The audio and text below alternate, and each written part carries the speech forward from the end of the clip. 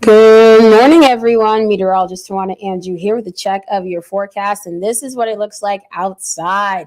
We do have some storms in the area right now. We're going to continue to keep an eye on those as the morning and then the afternoon it goes along. Hello, everyone. Meteorologist Tawana Andrew. Sorry if my voice sounds a little bit off. I've been screaming a lot recently the past couple of days between all of the racing Louisville games, the World Cup games, the Lou City games, the other World Cup game this morning. My voice is slightly shot, but apparently everyone tells me I don't sound as bad as I think I do. Maybe it's just in my head, but hey, it has been a very interesting day so far. So we're keeping an eye on what's happening on the SkyTrack cameras across the area, as we do have some of these scattered showers and storms moving through the area. Nothing severe.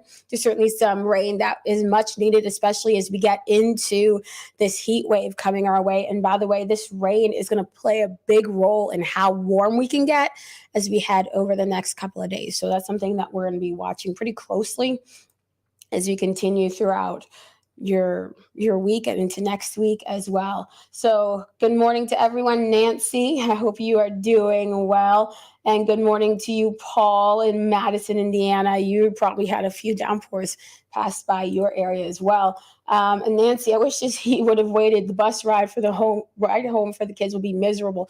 Yeah, I've been there. I have sat in South Florida heat on a school bus with no AC. I get it. It is awful. So certainly hoping that there's AC on those buses, those kids are as comfortable as possible, because it gets hot and humid and everybody crammed in there. It's a lot. But hopefully everyone is going to stay as cool as possible as we head over the next couple of days. So here's what we have on the radar right now. Over the past 2 hours, we've watched these showers and thunderstorms firing up across the region, and we're going to continue to watch those gradually pushing to the east over the next hour. I am live right now at 9:24 for those of you watching back later. So we are seeing these scattered showers stretching from Madison, where you are, Paul, all the way down towards Eminence, pretty light stuff, with some heavier rain showing up. Let me zoom in on this. That was a little bit aggressive. Some heavier rain showing up right now in the Charlestown area, so we're going to have to keep an eye on that. But overall, that thunderstorm is just rolling by. And that's the main thing with this morning's rounds of showers and storms. It's really just going to be heavy rain and some lightning with this. And then we also have another batch of this rain pushing through portions of Floyd County and into the metro as well. So we'll have to keep an eye on that a little bit more so as this next batch of heavier rain pushes through New Albany into the Portland and Shawnee areas, and then also seeing that moving through downtown and back over towards the Highlands. Hopefully it really weakens as it moves off towards the east coast, since it's going through areas that already have been a little bit more rain-cooled. So we'll watch for that.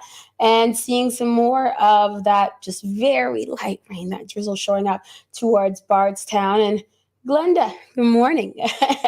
Bardstown was nice this morning. Yeah, you guys had a good start to the day and have a little bit of that rain near you right now. But overall, hey, things aren't looking too bad for today. And Ashley, I know you are one of those people who have the storm anxiety. I know a lot of people do. Ashley, as long as the storms aren't like they have been, it can't take much more.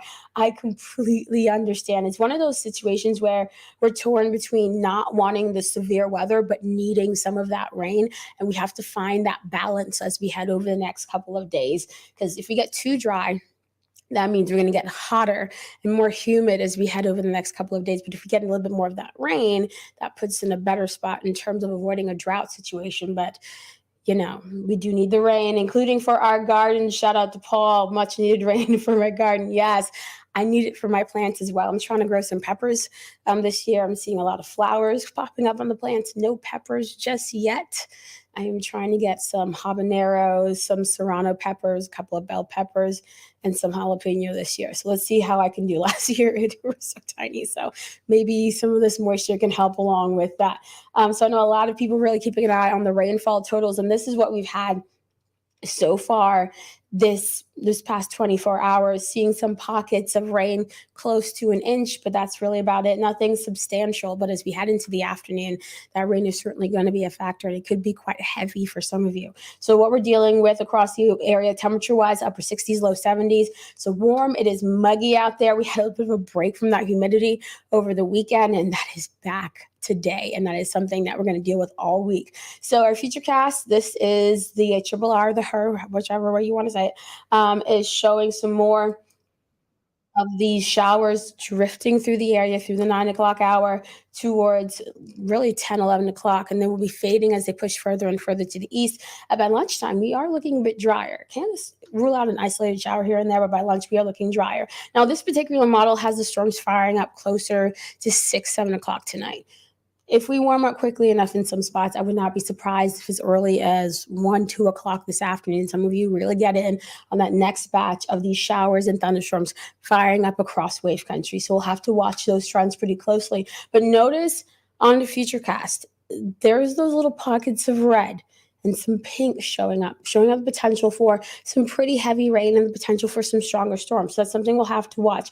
We'll watch that chance really going up once we get past about 2, 3 o'clock. I think that's when, as soon as we start getting closer to that 85 to 90 degree really temperature range, that is when we're really going to see those storms starting to fire up a little bit more, especially for those of you across Kentucky, since you've been drier this morning and the air is not as stable for you. That puts you in a better position to see some of those stronger storms trying to fire up later on this afternoon. And we're going to keep these rounds of storms moving through for the evening hours. Once you get past midnight, that rain chance really starts to drop off, because at that point we've lost a lot of the heating of the day. There's just not a lot of energy for these storms to feed off of, so they're just going to kind of just slowly but surely fizzle out after sunset and towards midnight. So I want to keep an eye on all of that.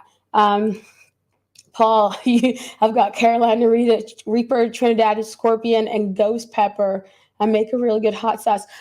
Yo, Paul, we got to talk about where you get these peppers from. And also, it might be I'm a hot sauce person 24/7, 365. But honestly, once we start heating up towards the end of the week, I might have to put the hot sauce down. So we are we're going to talk about that, Paul. And Johnny, I wish we could get a good long soaking rain just to keep the sun behind the clouds. Yeah, that would keep us certainly cooler. But we don't want too much rain, because remember, we've been in this balance so far this season where we had to deal with that long dry stretch, but it was incredibly warm across the area, and we got into that drought situation. And as soon as we got into that drought situation, we flipped the script completely and then started dealing with nonstop rain for days and days and days. And then we ended up with the flooding threat across parts of wave country. So we need to find that perfect balance. It's kind of just been swinging back and forth dramatically over the past couple of months. We just kind of needed to stay a little bit steady. So we do need the rain.